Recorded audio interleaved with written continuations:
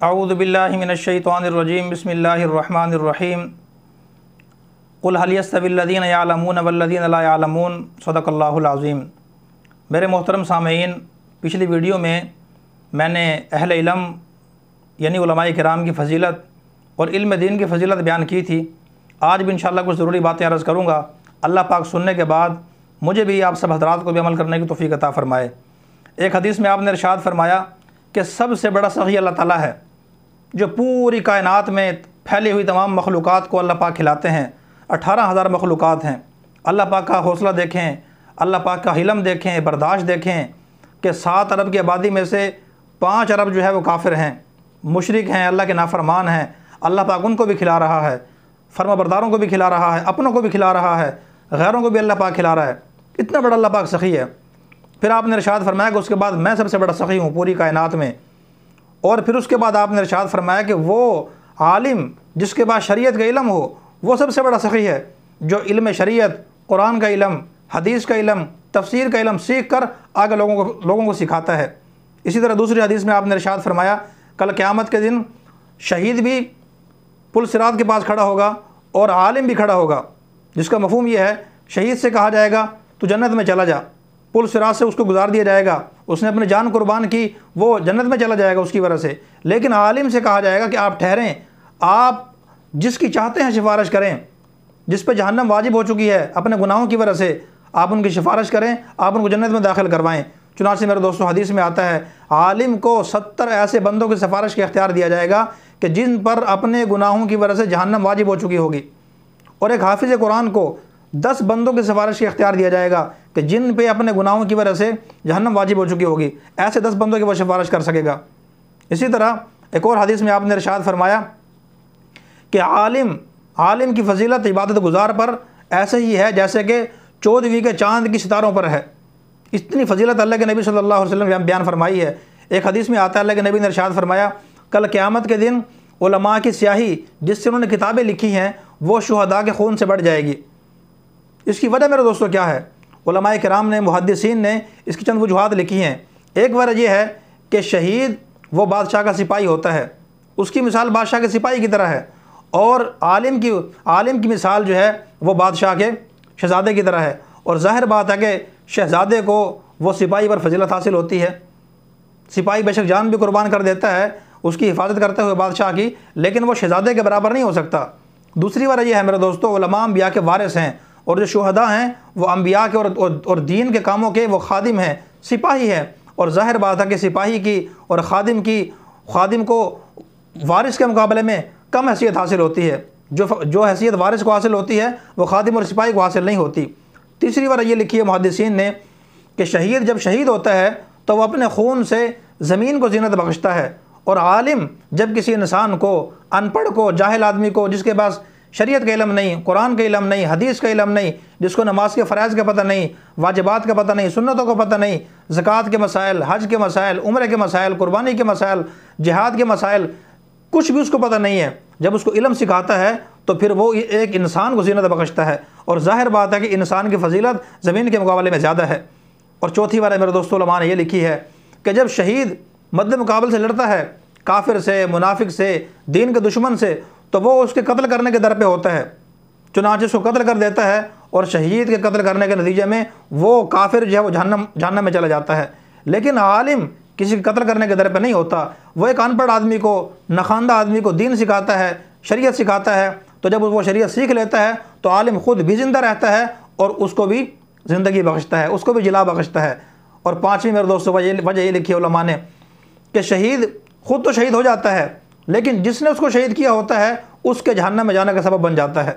खुद जन्नत में चला जाता है लेकिन काफिर को जहन्नम में पहुंचा देता है। लेकिन आलिम जो है वो जिसको इल्म सिखाता है, जिसको शरीयत सिखाता है, दीन सिखाता है, उसको भी ज़िंदा रखता है और ख़ुद भी ज़िंदा रहता है, और ख़ुद भी जन्नत में चला जाता है और उस आदमी को भी जन्नत में ले जाता है। ये फ़ज़ाइल मेरे दोस्तों और भाइयों मैंने इसलिए बयान किए हैं। आज हमारे मुआशरे में हुफ़ाज़ की, कुर्रा की, उलमा की, खुतबा की, अइम्मा मसाजिद की, मुअज़्ज़िनीन की बेअदबी बहुत ज़्यादा होती है। लोग उनके खिलाफ़ बातें करते हैं, तानो-तशनी करते हैं, उनके लिए मसाइल पैदा करते हैं, उनको परेशान करते हैं, उनको तंग करते हैं। बेशुमार केस और बातें मेरे सामने हर रोज़ आती हैं। लोग आके बेचारे बताते हैं बाज़-औक़ात कमेटी वाले परेशान करते हैं, बाज़-औक़ात आम मुक़्तदी परेशान करते हैं, बाज़-औक़ात आम मुआशरे के लोग बातें करते हैं, उनको हक़ीर समझते हैं, उनको छोटा समझते हैं। खुदारा मेरे दोस्तों, इन बातों से बचें। ये कौम के असल खादिम और हीरो हैं। यूनिवर्सिटी का प्रोफेसर 2 लाख लेके परेशान होता है, एक डॉक्टर 1 लाख से ऊपर तनख्वाह लेके एहतजाज करता है कि मेरी तनख्वाह कम है, इसको बढ़ाया जाए, हालांकि उसका कंपनी से भी मुआहदा होता है, वहाँ से भी वो लाखों रुपये कमा रहा होता है। दीगर महकमों के मुलाजमीन हर रोज़ जुलूस निकालते हैं, हमारी मुराद में इजाफ़ा किया जाए, सहूलियात में इजाफ़ा किया जाए, हमारे अलाउंस को जो है बढ़ाया जाए, हमारी मुख्तलिफ़ सहूलियात दी जाएँ। लेकिन मेरे दोस्तों और भाइयों, मैं सलाम पेश करता हूँ दीनी मदारस के तमाम असातिज़ा को, उलमा को, मुदर्रिसीन को, खुतबा को, मसाजिद के आइम्मा को, मुअज़्ज़िनीन हज़रात को, दीनदार लोगों को, जो बग़ैर किसी तनख्वाह, भारी भारी मुराद के, बग़ैर किसी सहूलियात के, बग़ैर किसी प्रोटोकॉल के, बग़ैर पेंशन के, बग़ैर किसी रिटायरमेंट के, न उनकी बिजली फ्री है, न गैस फ्री है, न बिजली फ्री है, हर चीज़ उनको मोल ख़रीदनी पड़ती है, न उनका इलाज फ्री है, न उनके बच्चों की तालीम फ्री है। मामूली तनख्वाह में सारी ज़िंदगी वो अल्लाह की रज़ा के लिए दीन की खिदमत करते हैं। आप मुझे बताएं, कभी किसी आलिम ने एहतजाज किया है कि मेरी तनख्वाह बढ़ाई जाए? कभी किसी मुदर्रिस ने एहतजाज किया है कि हमारी तनख्वाह बढ़ाई जाए? पूरी तारीख़ में एक वाक़या मुझे दिखा दें। कभी किसी इमाम ने नमाज़ पढ़ाने से इनकार किया हो इस वजह से कि मैं नमाज़ नहीं पढ़ाता, तनख्वाह मेरी बढ़ाई जाए? कभी किसी मुअज़्ज़िन ने अज़ान देने से इनकार किया हो, किसी कारी साहब ने बच्चे पढ़ाने से इनकार किया हो कि पहले मेरी तनख्वाह बढ़ाई जाए, मेरी पेंशन लगाई जाए, मुझे रिटायरमेंट दी जाए, मुझे टीएडीए दिया जाए, मुझे मुख्तलिफ़ सहूलियात दी जाएँ, जब तक मेरी बिजली फ्री नहीं होगी, तालीम मेरे बच्चों की फ्री नहीं होगी, गैस फ्री नहीं होगी, जब तक मुझे साफ़ पानी नहीं मिलेगा, जब तक मुझे रिहाइश फ्री नहीं मिलेगी, मैं दिन की खिदमत नहीं करूँगा। तो कोई एक वाक़या दिखाएं, कभी किसी ने इनकार नहीं किया। ये लोग अल्लाह की रज़ा के लगे हुए मेरे दोस्तों और भाइयों, और दूसरे लोग लाखों रुपये तनख्वाह लेकर भी एहतजाज करते हैं और अपना काम भी सही तरीके से नहीं करते। लिहाजा हमें इन लोगों की कदर करनी चाहिए। डॉक्टर से आपका जितना भी गहरा ताल्लुक़ हो, वकील से कितना गहरा ताल्लुक़ हो, जज से कितना ही गहरा ताल्लुक़ हो, इंजीनियर से कितना ही गहरा ताल्लुक़ हो, लेकिन आपको अपने काम के लिए उसके पास चल के जाना पड़ता है। वकील के पास चैम्बर में जाना पड़ता है, डॉक्टर के पास उससे क्लिनिक में जाना पड़ता है, इंजीनियर के पास उसे घर चल के जाना पड़ता है, जज के पास उसकी अदालत में जाना पड़ता है, वो खुद चल कर नहीं आते। कितने गहरा ताल्लुक़ क्यों ना हो आपका, आप फ़ोन करेंगे क्लिनिक टाइम में, वो आपको फ़ोन अटेंड नहीं करेंगे। लेकिन मेरे दोस्तों और भाइयों, एक हाफिज़ को, एक कारी को, एक आलिम को, बेहतरीन ख़तीब और मुफ्ती को लोग घर बुला लेते हैं। एक आम आदमी भी अपने किसी मसले में, परेशानी में घर बुलाए, वो खुद चल कर आ जाते हैं, महसूस भी नहीं करते। आप फ़ोन करें, लंबी लंबी कॉल आपकी अटेंड कर लेते हैं। और दूसरा फ़र्क मेरे दोस्तों ये है, डॉक्टर में, वकील में, प्रोफेसर में, इंजीनियर में, जज हजरात में और उलमा किराम में डॉक्टर पैसे लेता है, फ़ीस लेता है, वकील फ़ीस लेता है, इंजीनियर फ़ीस लेता है, जज भारी भारी तनख्वाह और मुराद लेता है।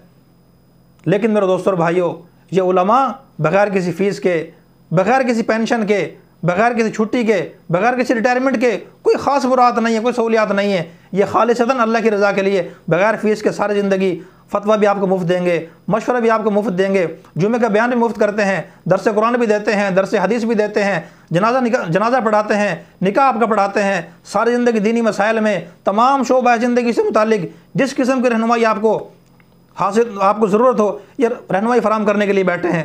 किसी किस्म की कोई फ़ीस आपसे नहीं लेते।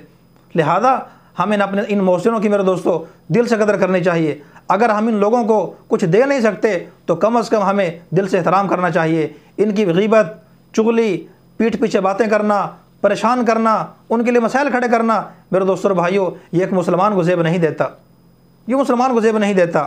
अल्लाह के नबी सल्लल्लाहु अलैहि वसल्लम ने फरमाया, अकरीमुल उलमा, उलमा के इकराम करो, उलमा के इकराम करो। दूसरी हदीस में आपने फरमाया, अल उलमा वरसतुल अंबिया, उलमा अंबिया के वारिस हैं, चाहे वो जैसे कैसे भी हैं। आलिम अगर गुनहगार भी हो तब भी मेरे दोस्तों एक आम आदमी को इजाज़त नहीं है कि वो आलिम की तौहीन करे। हाँ, उसको ये इख्तियार है, उससे ताल्लुक़ न रखे, उसकी इत्तिबा न करे, लेकिन बेअदबी करने की किसी सूरत एक आम आदमी को इजाज़त नहीं है। अल्लाह पाक मुझे भी, आप सब हज़रात को भी उलमाए किराम का, हुफ़ाज़ का, कुर्रा का, अइम्मे मसाजिद का, मुअज़्ज़िनीन का और तमाम दीनदार लोगों का दिल से अदब करने की तौफ़ीक़ अता फ़रमाए। हम अदब करेंगे मेरे दोस्तों, अल्लाह पाक हमारी नस्लों में दीन जारी कर देंगे। बेअदबी करेंगे तो हमारी नस्लों को अल्लाह पाक दीन से महरूम कर देंगे। हज़रत मौलाना पालनपुरी रहमतुल्लाह अलैह फरमाया करते थे कि जो बंदा उलमा का एहतराम करता है, अल्लाह पाक उसकी नस्लों में दीन जारी फरमा देते हैं, और जो बंदा बेअदबी करता है, अल्लाह पाक बाज़ औक़ात बतौर सज़ा के 10-10 नस्लों तक कोई एक भी आलिम पैदा नहीं करता। मेरे सामने एक नहीं दर्जनों मिसालें हैं जिन लोगों ने उलमा को परेशान किया, तंग किया, तंज किया, ताना-तशनी की, उन पर परेशान किया, उनको ग़ीबत की, उनकी चुगली की, उनकी शिकायतें लगाई, उनको परेशान किया, उनके लिए मसाइल पैदा किए। मेरे दोस्तों और भाइयों, उनका अंजाम अच्छा नहीं हुआ। उनकी नस्लों को अल्लाह पाक ने दीन से महरूम कर दिया। ये मामूली सज़ा नहीं, बहुत बड़ी सज़ा है अगर कोई समझने वाला हो।